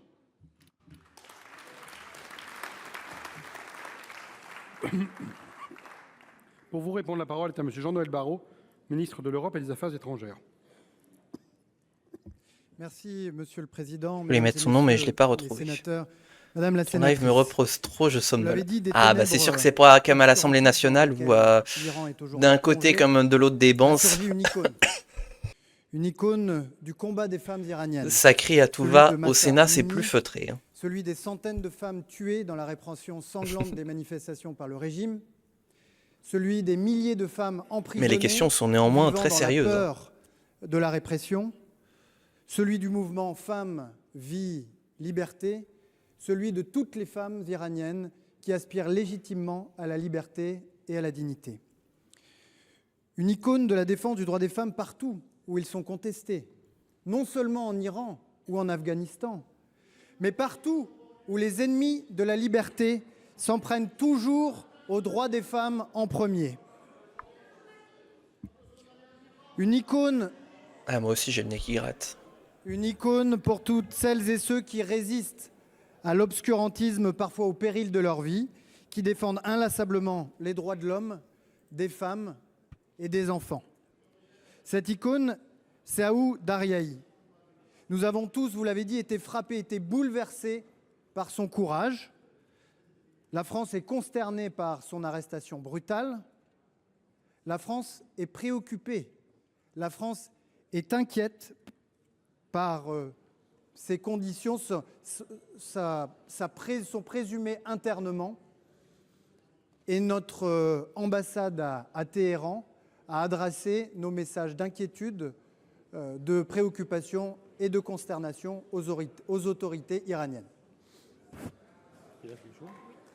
Madame Eustache-Brinio, je vous en prie. Vous n'avez pas totalement répondu à mes questions, monsieur le ministre, je suis désolée, mais je voudrais rappeler ici que la vague de protestation qui a fait suite, effectivement, comme vous l'avez rappelé, à la mort de Mahsa Amini en septembre 2022, n'a fait que s'amplifier. Et je veux rappeler que le régime des mollahs et du corps des gardiens de la révolution islamique a exécuté très majoritairement par pendaison, plus de 800 personnes en 2023, augmentation de 172% par rapport à 2021. Face à cette explosion de nombre d'exécutions, On en parle face du à un réarmement pays qui va démographique. inaugurer Comment ça? Il y a une prochainement question une là-dessus? nouvelle clinique psychiatrique pour traiter le problème du dévoilement chez les femmes, nos craintes sont légitimes concernant Aou. Rendons hommage au courage de toutes ces femmes, Macha, Aou, qui se battent pour faire valoir leurs droits sous un régime islamique qui veut les invisibiliser. Je suis vivant, je suis vivant, Trop je de suis là. femmes sont victimes d'un véritable apartheid sexuel en Iran. Qu'est-ce que tu en veux dire du coup, Afghanistan. bazar des faits? La France doit faire pression, monsieur le ministre, sans état d'âme sur l'Iran. Ah La oui, France d'accord. ne doit pas oublier Aou et doit être clairement aux côtés de ces femmes qui aspirent à une seule chose, la liberté. Merci, ma chère collègue. La parole est à présent à monsieur Olivier Henno pour le groupe de l'Union centriste. Je vous en prie, mon cher collègue. Monsieur le Président, Monsieur le Ministre, ma question concerne les défaillances d'entreprises et leurs conséquences sur l'emploi, mais aussi sur la création de richesses. En 2024, nous devrions malheureusement atteindre 65 000 défaillances d'entreprises avec un rythme qui s'accélère. À l'évidence, nous traversons une phase de turbulence. Certaines entreprises qui ont survécu grâce aux aides durant le Covid sont menacées de disparition. Parce que justement, maintenant, elles doivent les rembourser alors que la croissance est en berne. Marc Ferracci, ministre de l'Industrie, a annoncé après les fermetures des sites d'Auchan et de Michelin qu'il y aurait probablement d'autres plans sociaux. Soyons clairs, monsieur le ministre, il y a d'abord à craindre un nouveau décrochage de notre pays en termes de création de richesses. Je regrette d'ailleurs que cette question soit trop souvent l'angle mort du débat politique dans notre pays. Je rappelle que depuis 30 ans, la France voit son PIB par habitant stagner quand ce dernier progresse dans les autres pays de l'OCDE. Enfin, il y a à craindre une remontée du chômage avec son cortège de misère pour les salariés. Quand on interroge les chefs d'entreprise, ils évoquent plusieurs causes de ces défaillances d'entreprise. Le coût du travail, encore et toujours, le prix de l'énergie, mais aussi le remboursement des PGE. Alors ma question est simple, n'y a-t-il pas urgence à agir, à anticiper et à utiliser de nouveau celui qui a le moins de conséquences budgétaires, les PGE, en les utilisant une fois encore comme un amortisseur pour un nouvel allongement de la durée de remboursement au-delà de 2026 ? Je vous remercie. Oui, enfin, le problème, c'est que c'est pas comme pour les États, on peut rouler sa dette. Là, on parle d'entreprises qui ne sont pas éternelles non plus. Merci, Monsieur le Président, Mesdames et Donc c'est Messieurs compliqué cette les sénateurs, stratégie. Monsieur le sénateur Henno, merci pour votre question et l'attention que vous avez portée à rappeler la réalité et le contexte global. Près de 64 000 défaillances d'entreprises, certes, mais après plusieurs années, les années où nous avons traversé le Covid, avec des défaillances d'entreprises de l'ordre de 25 à 30 000 défaillances seulement, avec, vous l'avez mentionné en creux, un effet de rattrapage après plusieurs années de défaillances, en dessous du record de l'année de 2015 à plus de 64 000 défaillances d'entreprises. Face à cette situation, et même s'il est évidemment compréhensible que des entreprises se créent et que d'autres ferment, je rappelle que l'année dernière, il y a eu 830 000 créations nettes d'entreprises, nettes, et donc en additionnant les suppressions et les créations, nous mettons en place, à ma demande, au sein du ministère de l'économie, des finances et de l'industrie, un suivi particulier à travers la délégation interministérielle aux restructurations des entreprises, à travers le CIRI et avec les services déconcentrés de l'État, en particulier dans votre département, qui est soumis, vous l'avez rappelé, à des turbulences économiques et industrielles. La solution, vous l'avez aussi mentionné, elle est dans la compétitivité des entreprises. Et après un budget qui a finalement été rejeté à l'Assemblée nationale, qui prévoyait des dizaines de milliards d'euros d'impôts supplémentaires sur les entreprises, je veux le dire ici, nous avons besoin de faire confiance aux chefs d'entreprise. Nous avons besoin de simplifier leur vie, nous avons besoin de baisser les impôts, nous avons besoin de tenir le cap sur le coût du travail, parce que ce sont les chefs d'entreprise dans ce pays qui créent de l'emploi, de l'activité. Et je sais que dans cette Assemblée, lors de l'examen du budget, les propositions iront en ce sens, dans l'intérêt des entreprises et donc de l'emploi. Je vous remercie. Ministre de l'économie qui fait référence donc au rejet du budget Nous voulons partager à l'Assemblée nationale alerte hier. avec le gouvernement.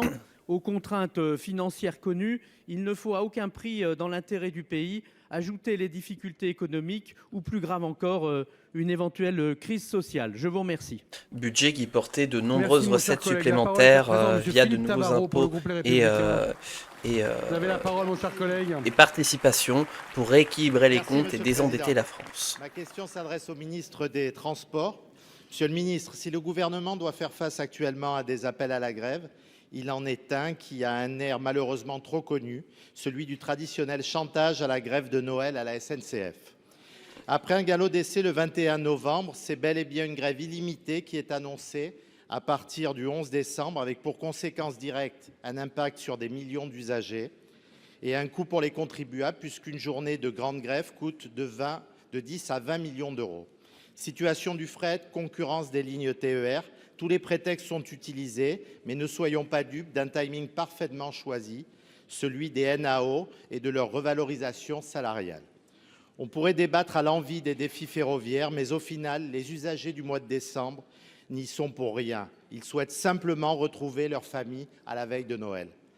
Au final, c'est toujours l'usager qui trinque parce que depuis 1947, il n'y a pas eu une année sans un jour de grève à la SNCF.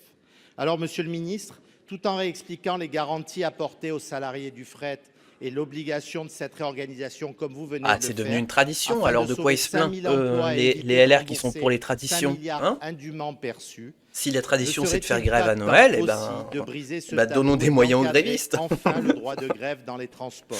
En reprenant les mesures que nous avons votées ici au Sénat, avec Bruno Retailleau, puis avec Hervé Marseille. Enfin, tous les ans, on sort Maria Carré du congélateur. On peut sortir pareil la grève de Noël. Voilà. Allez, tout le monde fait grève. Moi aussi. Certains jours dans l'année, lutter contre les grèves du quotidien. Monsieur le ministre, n'est-il pas temps désormais de respecter pleinement la liberté d'aller et venir des Français? Oui, le droit de grève est un droit constitutionnel et c'est pourquoi nous n'acceptons pas de le voir détourné et encore moins dévoyé. Bon, alors, que va répondre François Durovray? La parole est à Monsieur François Durovray, ministre délégué chargé des Transports.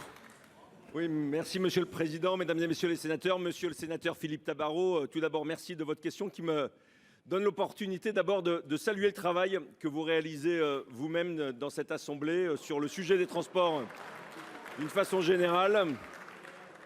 Sur la question de la sécurité dans les transports, puisque une proposition de loi que vous avez portée ici sera examinée à l'Assemblée nationale le 9 décembre prochain, mais également sur la continuité des services publics, qui est évidemment un sujet important pour les élus de la nation, mais aussi pour les usagers de la SNCF. Je voudrais d'abord rappeler que la question de la continuité du service public est un principe constitutionnel au même titre que le droit de grève. Et je suis également attaché à chacun de ces deux principes.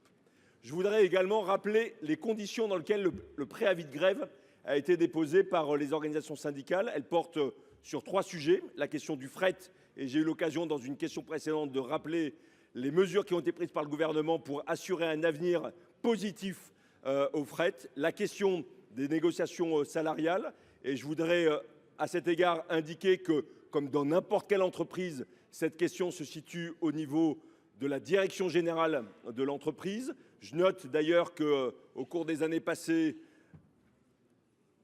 à la fois les agents, mais aussi l'entreprise ont bénéficié des conditions favorables liées à l'usage du train par les Français. Je note aussi que l'inflation aujourd'hui est beaucoup plus réduite, donc ce qui change le cadre des discussions, et c'est heureux pour les Français et pour leur pouvoir d'achat. Je note enfin que la concurrence dans les TER, nous apportons toutes les garanties sur les conditions sociales, notamment de cette mise en concurrence. Donc je voudrais, pour terminer, vous indiquer que le dialogue a lieu, doit avoir lieu, que les Français ne comprendraient pas qu'ils soient pénalisés par une grève à la fois dans leur vie quotidienne et pour leur déplacement pour aller se rendre au travail, qu'ils ne le comprendraient pas davantage s'ils étaient pénalisés pour rendre visite à leur famille à l'occasion des fêtes de fin d'année, mais que j'ai confiance dans la responsabilité et la capacité de dialogue de l'entreprise et des organisations syndicales. Bon, alors ce qui est fou, c'est que dans le corps de la réponse, c'est assez flou.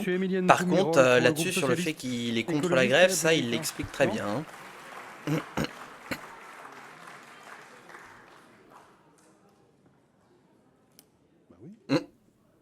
prie, mes chers collègues. Je peux y aller. Merci, Monsieur le Président. Ma question s'adresse Bah, à Madame la vas-y, ministre tiens, t'as le avec micro. les collectivités territoriales et de la décentralisation. En mai 2024, à la demande du Président de la République, le rapport Woerth rendait ses conclusions et confortait le département qui devait, selon lui, être reconnu comme la strate des solidarités et de la résilience des territoires. Malgré cette prise de conscience du rôle central joué par les départements, ceux-ci subissent une asphyxie budgétaire insoutenable. Selon un rapport de la Cour des comptes d'octobre 2023, les départements sont en effet l'échelon de collectivité territoriale le plus soumis aux fluctuations économiques, avec des ressources financières les plus instables. Ainsi, avec la crise du marché immobilier, les départements ont vu baisser leurs principales ressources, les droits de mutation à titre onéreux, de 20% l'an dernier.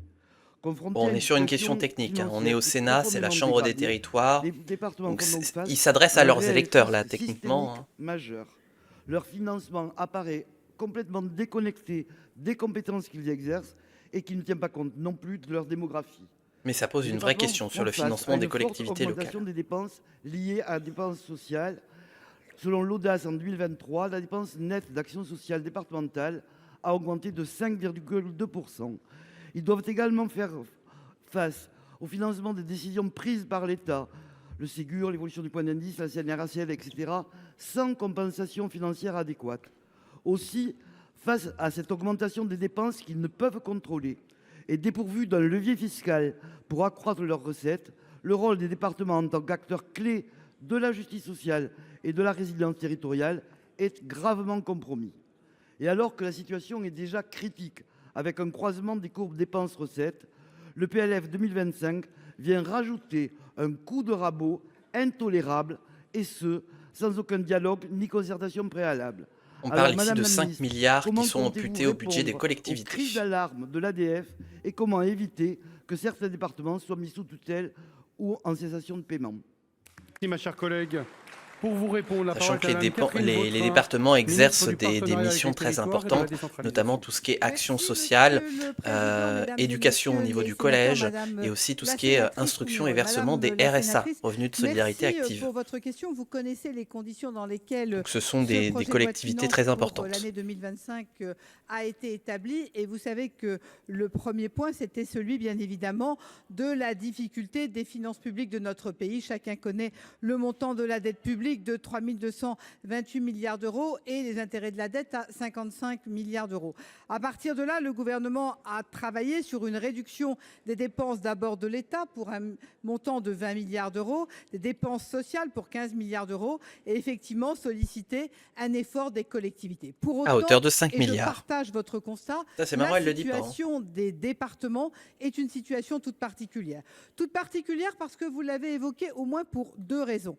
La première, c'est celle des aides individualisées de solidarité, qui incontestablement sont des aides pour lesquelles le département verse des prestations sur lesquelles il n'a pas de capacité à déterminer le montant. Ce qui veut dire que, bien évidemment, l'incidence sur les comptes des départements sont tout à fait particulières. Le deuxième point que vous avez bien voulu évoquer, sur lequel je souhaite revenir, c'est effectivement les fameux DMTO. Parce que ce que l'on voit, c'est que, bien évidemment, ces droits de mutation à titre onéreux, quand on les ramène aux revenus que cela génère par habitant, par département, c'est très inégal. On ne peut pas comparer ce que cela génère dans un département du littoral versus ce que cela peut générer sur un département qui n'est ni côtier ni montagnard et un département, j'ose le dire, qui est un département peut-être dans une situation plus précaire. À partir de là, nous avons clairement un sujet de ressources. Et c'est la raison pour laquelle le gouvernement, sous la direction du Premier ministre et avec mon collègue en charge des comptes publics, travaille pour apporter des réponses très concrètes, à la fois sur cette notion des droits de mutation, mais également sur la ponction qui est évoquée. Et le Premier ministre aura l'occasion, dès cette fin de semaine, lors du Congrès des départements de France, de revenir sur le sujet pour dire l'engagement du gouvernement auprès des départements. Merci, Madame la Ministre. Donc la ministre persiste et signe. La parole est à Monsieur Jacques Grosperrin pour le groupe Les Républicains. Allez, plus que 3 questions. Merci, Président. Ma question s'adresse à Monsieur le ministre de l'Intérieur. Monsieur le ministre, le département du Doubs, comme beaucoup d'autres départements, n'est pas épargné par des événements d'une grande violence. Jeudi soir, À la sortie d'une boîte de nuit, un jeune militaire du 19e régiment de génie de Besançon est sauvagement agressé. Il est à cet instant en état de mort cérébrale. C'était cet été l'assassinat froid de 2 personnes en pleine rue. Malgré le travail remarquable de la police nationale, de la gendarmerie et des procureurs, Besançon symbolise à elle seule l'accumulation d'actes nombreux qui angoissent la population. Non. La récente commission du Sénat, Étienne Blanc et Jérôme Durin, a Voilà. analysé avec Pas dans le- lucidité cette situation dangereuse pour le pays. Je connais votre détermination, monsieur le ministre. Reste que chacun doit agir dans le même sens. Il nous faut transcender les clivages et combattre les discours portés par une idéologie qui nie les violences et voit dans l'insécurité un simple sentiment et s'offusque au simple prononcé du mot répression. Ah Dans bah la oui, ville ça natale c'est de toujours la Victor photo Hugo, cette wokiste. démagogie Hein. dépasse Vas-y Bruno, l'imaginable. dégomme-les tous. Car même si les polices municipales, en appui, ne sont pas la solution à tous les problèmes, elles doivent jouer leur rôle et être utilisées dans toutes leurs compétences.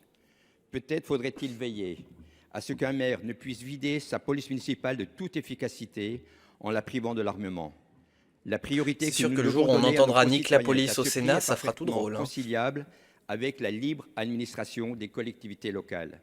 Il nous faut tous avancer sur le développement de la vidéosurveillance, encore trop souvent refusée, alors qu'elle est un appui inestimable dans le travail de police et de justice. Ma question donc est simple, monsieur le ministre. Pouvons-nous durablement accepter qu'un maire interdise à sa commune et à sa population les moyens de l'efficacité pour sa sécurité? Merci, mon cher collègue. Pour vous répondre, la parole est à monsieur Bruno Retailleau, ministre de l'Intérieur.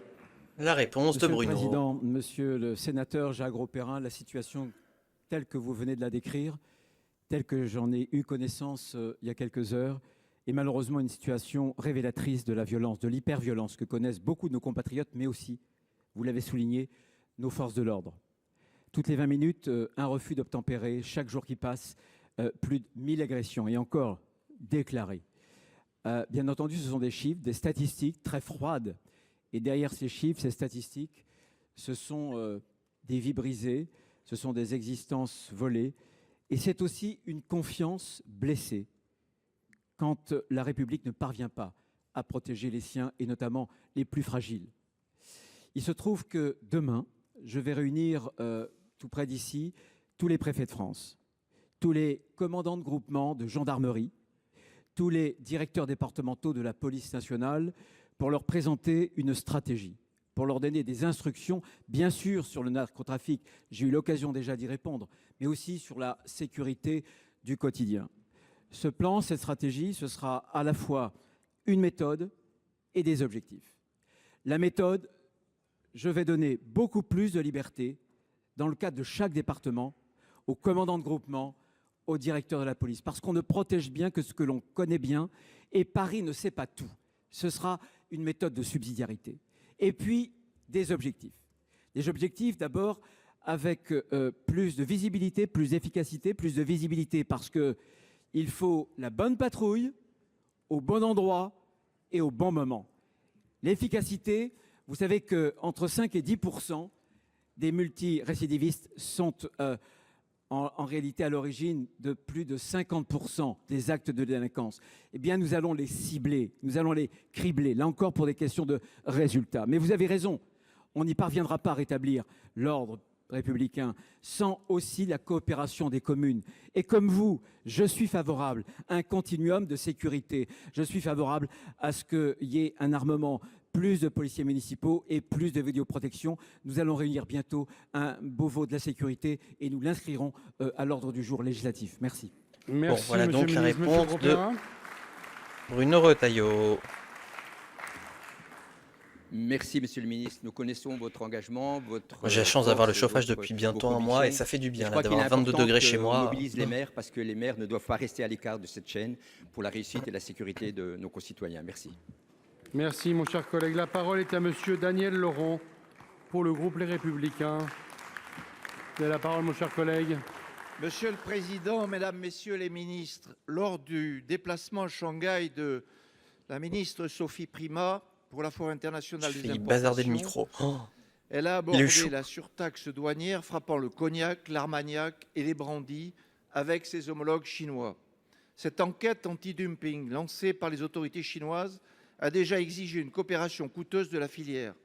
Ces investigations s'inscrivent dans un contexte de tensions commerciales sino-européennes marquées par des droits de douane européens sur les véhicules électriques votés le 4 octobre et la riposte chinoise le 11 octobre par un cautionnement de 38% sur certaines importations. Depuis, les exportateurs français subissent des annulations et reports de contrats accentuant leur vulnérabilité. Je remercie notre président Gérard Larcher pour son soutien. Les représentants de la filière ont réaffirmé leur souhait de préserver la liberté de commercer sans devenir victime collatérale de ces conflits. Je pense aussi à la taxe Trump en suspens, dont la réactivation pourrait menacer nos exportations. Vous avez évoqué l'importance de privilégier les négociations, approche que je soutiens. Aujourd'hui, touchant le cognac et l'armagnac, ces enjeux pourraient demain affecter des secteurs tels que les filières laitières et porcines. Nous espérons, à l'approche du G20 au Brésil, un engagement fort du président de la République.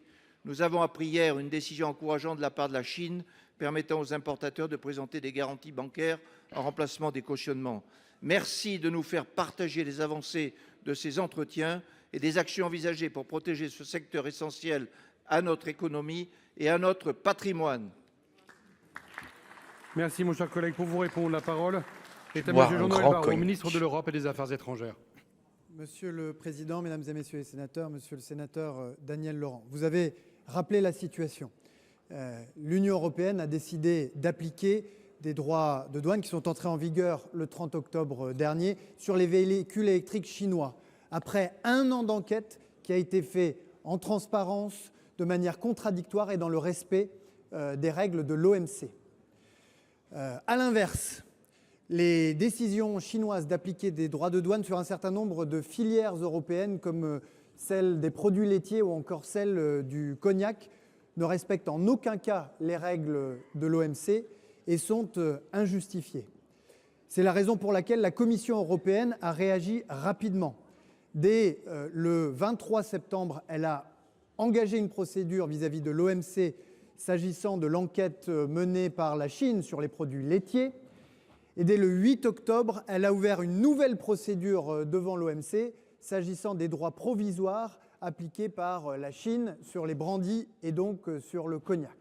Et puis, vous l'avez rappelé, c'est Sophie Primas, bien connue du Sénat, qui s'est rendue du 3 au 6 novembre dernier à Shanghai pour rappeler avec fermeté aux autorités chinoises notre détermination à défendre nos filières contre ces droits de douane illégitimes. Et vous l'avez dit, nous avons obtenu un premier geste avec l'assouplissement des conditions d'application de ces droits provisoires qui permettront, c'est une première ouverture de la part des autorités chinoises, de limiter l'impact sur les filières. C'est un premier pas, mais ça n'est pas suffisant. Et nous irons jusqu'au bout pour obtenir la levée définitive de ces droits de douane qui sont injustifiables et inacceptables. C'est l'engagement du gouvernement sous l'autorité du Premier ministre et soyez assurés que et Sophie Primas et la ministre de l'Agriculture et moi-même sommes pleinement mobilisés en ce sens. Merci, Monsieur le ministre. Monsieur Laurent, je vous en prie. N'oublions pas, Monsieur le ministre, que la filière cognac représente 4000 exploitations, 250 maisons de négoce, 70 000 personnes. Pour l'armagnac, ce sont 700 viticulteurs, 1500 emplois directs et 14% de son chiffre d'affaires réalisé en Chine. Ces produits incarnent notre patrimoine immatériel et notre savoir-faire unique. La filière riche de ce savoir-faire ancestral compte sur votre appui. Merci. Très bien. Merci, mon cher collègue. Et donc, la dernière question. La parole est à Monsieur Christopher Zurek pour la réunion administrative des sénateurs ne figurant sur la liste d'aucun groupe. Vous avez la parole. Merci, voilà, pour les non-inscrits. Je s'adresse à Madame la ministre du Logement et de la Rénovation urbaine, Valérie Létard. Madame la ministre, le bassin minier, vous le savez, attend des actes. Élus comme vous de ce territoire, nous en connaissons les difficultés nombreuses, mais aussi ses formidables opportunités. Nous parlons ici d'une terre de travail, de partage, mais aussi de fierté. Pendant des décennies, ses habitants ont contribué à donner au pays, au prix d'extraordinaires sacrifices. J'ai pas écouté du coup comment la prononciation de son nom de famille là, que j'ai galéré. Le président de la République, François Hollande, avait promis à Wagny, commune de l'agglomération d'Hénin-Beaumont, dont je fus l'adjoint pendant 10 ans, le déblocage de 100 millions d'euros pour financer la rénovation thermique des logements dans 251 communes du bassin minier, du Pas-de-Calais et du Nord. Puis en 2022, le candidat Emmanuel Macron s'était offert un grand tour du bassin minier, toujours dans la circonscription de Marine Le Pen à Carvin. À l'occasion de cette tournée électorale, le président de la République avait promis un engagement supplémentaire pour le renouveau du bassin minier, s'engageant sur 100 millions d'euros supplémentaires pour rénover les espaces publics. 3 ans plus tard, les habitants, élus et parlementaires attendent la concrétisation totale de cette promesse présidentielle qui engage autant Emmanuel Macron que ceux qui ont contribué à le faire réélire. Alors aujourd'hui, où en sommes-nous ? Selon le projet de loi de finances pour 2025, les quelques crédits inscrits pour le renouveau du bassin minier participeraient à clôturer les financements précédents sans engager de nouveaux engagements financiers de l'État. Les médias n'en retrouvant pas la trace sous l'intitulé ERBM, ils s'en sont inquiétés, mais peut-être à juste titre, la politique étant fatalement aussi une question d'affichage. Toujours est-il que l'émoi et l'incertitude ont envahi beaucoup d'esprits à la fin du mois d'octobre. Madame la ministre, mes questions seront extrêmement simples. Pouvez-vous nous confirmer la consommation des 100 premiers millions sur la rénovation de l'habitat et nous confirmer que ce sont bien 100 autres millions d'euros qui seront affectés aux espaces publics de nos résidences minières ? Aujourd'hui, les collectivités ont besoin d'être rassurées sur la participation financière de l'État sur leurs projets de réhabilitation. Notre territoire fut jadis considéré comme celui possédant le plus beau logement social du monde. Au-delà du seul ERBM, notre territoire, traumatisé sur le plan économique, social et écologique, a besoin d'un soutien sur le long terme. Je vous remercie. Ils sont mignons, les sénateurs, hein. Ils posent des questions qui sont à chaque fois extrêmement simples. C'est très gentil de leur part. Ils pourraient poser des questions compliquées. Monsieur le Président, Mesdames, Messieurs les sénateurs, Monsieur le sénateur Jurek. Vous imaginez bien, Monsieur le sénateur, que je n'ai pas attendu votre question pour me préoccuper de l'avenir de l'engagement pour le bassin minier, élu moi-même de ce bassin minier, qui est porté en fait ce sujet et cette cause depuis des années, pas plus qu'Agnès Pannier-Runacher, collègue toute aussi mobilisée. Très techniques. Eh oui, on est au Sénat, effectivement, on parle beaucoup des territoires, des collectivités locales. C'est une autre ambiance que l'Assemblée nationale, mais au moins ça leur donne un petit peu de visibilité. Parce qu'il y a des questions qui sont intéressantes. On va avoir l'occasion d'en parler en débrief, mais je laisse Valérie terminer. Il y a eu un engagement du président de la République d'être au rendez-vous entre 2018 et 2027 à hauteur de 100 millions d'euros. 2023, les 100 millions d'euros étaient honorés. Il n'y avait pas 100 millions d'euros de plus. Il y avait un engagement du président à aller jusqu'au bout du besoin nécessaire pour rénover ce parc. 17 millions supplémentaires donnés en 2024. Dès 2025, effectivement, il fallait mesurer comment continuer l'effort pour y être jusqu'en 2027. J'ai pris la tâche dès mon arrivée au ministère en responsabilité. Et avec le préfet, nous avons mesuré quels sont les besoins. Avec tous les collègues ici, sénateurs qui se sont mobilisés, tous les élus locaux, et le débat budgétaire qui aura lieu ici au Sénat permettra dans la deuxième partie d'être au rendez-vous d'un amendement gouvernemental qui vous montrera, messieurs les sénateurs, qu'on n'a pas attendu après vous pour honorer les engagements du président de la République et s'occuper des habitants du bassin minier. Mais je crois que c'était pas la question, Valérie, Merci, en fait. Madame la Ministre, mes chers collègues. C'est terminé. Je vous rappelle que les prochaines questions d'actualité au gouvernement auront lieu mercredi 20 novembre 2024. La semaine prochaine. Je vais suspendre la séance.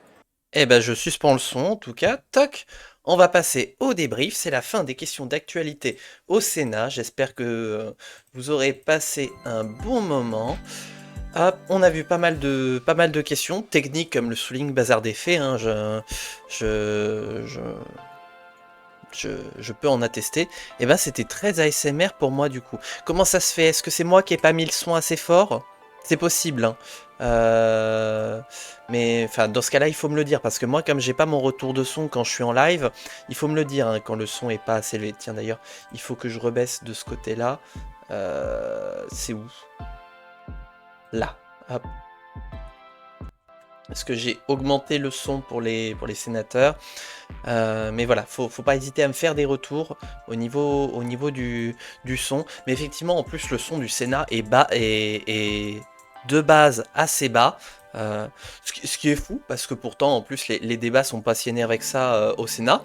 À part Valérie Létard, là, qui a fait une envolée lyrique sur la toute fin, grosso modo, on l'a vu, hein, sur chacune des interventions. Les propos ils sont calmes, ils sont là. En fait, plus qu'à l'Assemblée nationale, c'est le fond. Le fond est calme, mais la forme est néanmoins présente. Et quand ça tacle, ça tacle. On a eu des questions voilà, qui ont mis le gouvernement face à ces contradictions, mais le tout en étant quand même respectueux de l'institution. Chose qu'on retrouve moins à l'Assemblée nationale, où ça n'hésite pas à rentrer dans le dur du gouvernement voilà, pour critiquer ses actions. Mais voilà, donc on aura eu... on aura eu 17 questions, donc on aura eu des questions internationales avec le conflit russo-ukrainien, la COP 29, les propos du président sur la COP 29, et effectivement, alors non seulement la droite est plus représentée, mais elle a la majorité avec l'Union centriste. Hop, je vais diffuser parce que si on a souvent en tête les équilibres de l'Assemblée nationale, on a moins souvent en tête ceux du Sénat. Alors, hop. Une petite infographie qui arrive, toc, voilà.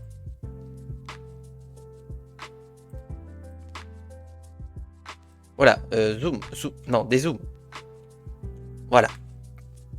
Bon, alors c'est un peu coupé, mais c'est l'image qui est comme ça. Hop, voilà. Voilà un petit peu ce que donne justement les résultats des élections sénatoriales qui ont lieu tous les 3 ans, renouvellement par moitié. Hein. Le Sénat est une chambre qui siège en permanence, contrairement à l'Assemblée nationale. Mais voilà, hein, la droite est en majorité au Sénat, avec le groupe des Républicains et de l'Union centriste, ils forment la majorité absolue, et donc face à eux on retrouve 2, 4, 6 groupes que sont CRCE, communistes républicains, citoyens écologistes et Kanaki maintenant, écologistes, solidarité et territoire, donc GEST, SER pour socialistes, écologistes et républicains, le Rassemblement des démocrates et indépendants, RDPI, non, je l'ai dit, et c'est lequel l'autre rassemblement, c'est celui que j'essaye de deviner là. On a GEST, on a RDPI, donc qui sont les anciens de la République en marche, les indépendants République et territoire, Rassemblement des démocrates progressistes et indépendants, non bah non c'est celui-là, RDSE, c'est ça, RDSE, qui est, on pourrait considérer comme un groupe de gauche social-démocrate qui lui existe, qui existe au Sénat. Mais voilà un petit peu les équilibres politiques. Donc de fait, on retrouve évidemment beaucoup de questions du groupe des Républicains et de l'Union centriste. Hein. On en a au final, si on compte Républicains et Union centriste, on en a 1, 2, 3, 4, 5, 6, 7, 8, 9... J'en compte 9 sur 17, voilà, et le reste des questions est partagé par les autres groupes. Mais donc voilà, comme je le disais, on trouve des questions sur la situation internationale, donc le conflit russo-ukrainien, la COP29 et les propos du président Aliyev à la COP29, la situation de Aouda Daryei en Iran. Qu'est-ce qu'on a d'autre? Les imports-exports sur la situation très précise du cognac. Beaucoup de questions. Ah oui, on a aussi le Mercosur aussi, la situation du Mercosur et la position de la France à tenir. On a eu d'autres questions sur notamment tout ce qui est les plans sociaux, les défaillances d'entreprises et le budget 2025. Ils sont 2 questions qui finalement maintenant sont intimement liées, hein, puisque il y a la question des recettes et des dépenses qui vont être étudiées par le Sénat, donc c'est pour ça qu'il y a eu beaucoup de questions budgétaires. Là, l'ordre du jour du Sénat dispose que ils vont terminer l'étude du projet de loi de financement de la sécurité sociale de leur côté. Ensuite, ils vont avoir 15 jours pour étudier, amender et voter le projet de loi de finances 2025. Sachant que du coup, s'il n'est pas voté, le gouvernement va pouvoir l'exécuter par voie... comment on dit par voie de décret. C'est un nom. Excusez, je ne l'ai plus. Ah! Eh ben, on a un petit follow surprise. Bonjour la grosse chèvre. Merci pour ton follow. Je ne savais pas que tu étais sur ce stream. Eh ben écoute, installe-toi, voilà. On était en train de regarder les questions d'actualité au Sénat. Ah bah oui, vous avez eu la liste. Hop, voilà. Je me compte 6 questions de gauche sur 16. Alors attends, parce qu'on va la remettre, hop, avec la petite liste. Donc...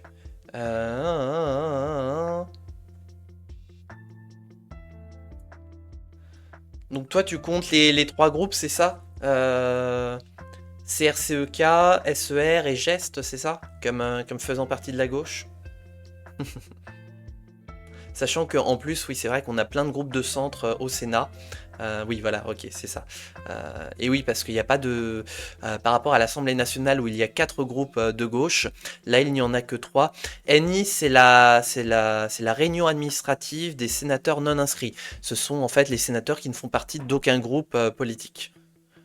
Un peu comme à l'Assemblée nationale, il y a les non-inscrits, et bien là c'est pareil, ce sont ceux qui ne font partie d'aucun groupe. NI, c'est, comment il s'appelait j'ai oublié son nom, puis j'ai fermé. Zourek, je crois, qui est donc notamment frontiste, voilà, et qui avec ses collègues n'est pas en mesure de former un groupe, puisqu'il faut de mémoire 10 sénateurs pour pouvoir former un groupe politique au Sénat. Oui, il était frontiste, le dernier orateur, le dernier sénateur. Il est du RN.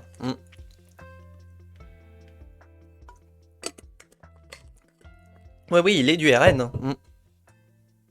Mais voilà, comme je le dis, il faut 10 sénateurs pour former un groupe politique.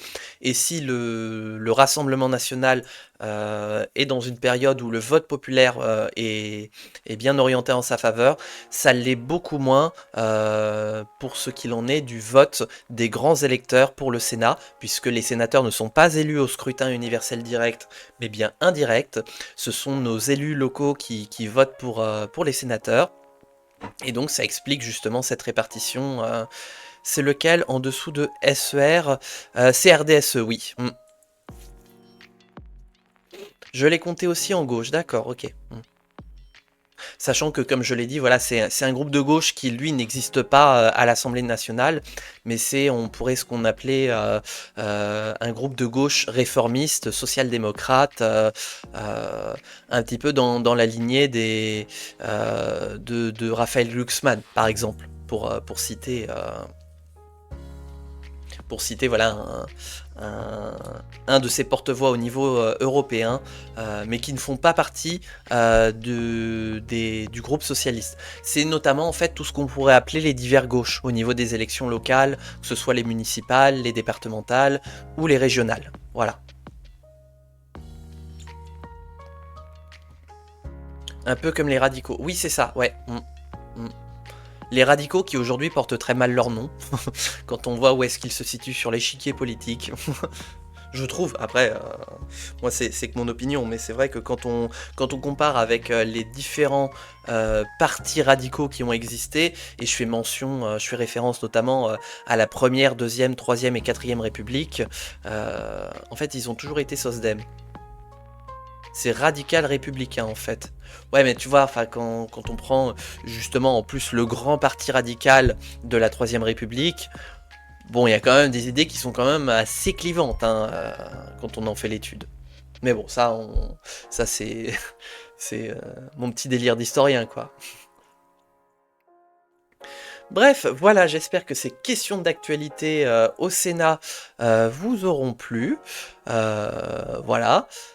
C'est parce que sous la Troisième République, tu avais encore des monarchistes bonapartistes. Oui, évidemment, en plus qui étaient largement majoritaires jusqu'en 1875. Il aura fallu attendre longtemps avant que les vrais républicains puissent avoir le contrôle de la Chambre au Palais Bourbon. Oui. Mais même malgré ça, dans l'ensemble des groupes politiques que l'on considérait finalement de l'arc républicain, mais du vrai arc républicain, sous la Troisième République, le Parti radical avait quand même des opinions assez arrêtées sur certains sujets. Voilà. On pourra peut-être se faire un café normand sur l'évolution des partis politiques.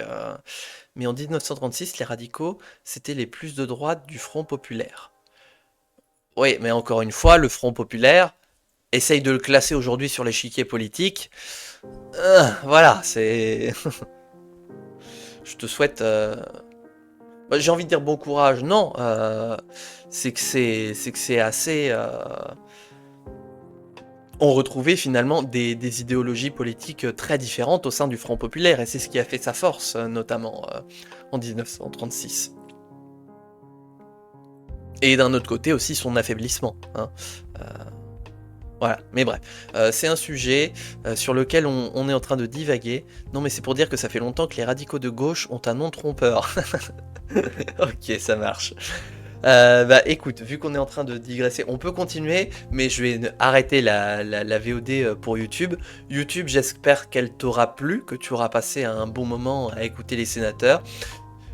Je vais refaire la même chose que la semaine dernière. Si jamais toi tu as une question à poser au gouvernement, comme les sénateurs viennent de le faire tout à l'heure, n'hésite pas à la mettre dans les commentaires, ce serait marrant. Je réfléchis même justement à prolonger l'exercice, faire en sorte que, pourquoi pas, vu qu'on est sur un stream politique, moi aussi je puisse m'essayer une vraie question d'actualité au gouvernement, voilà, où j'interpelle, alors c'est dans le vent, mais peut-être qu'un jour ça aura une portée, interpeller le gouvernement, voilà, sous la forme d'une...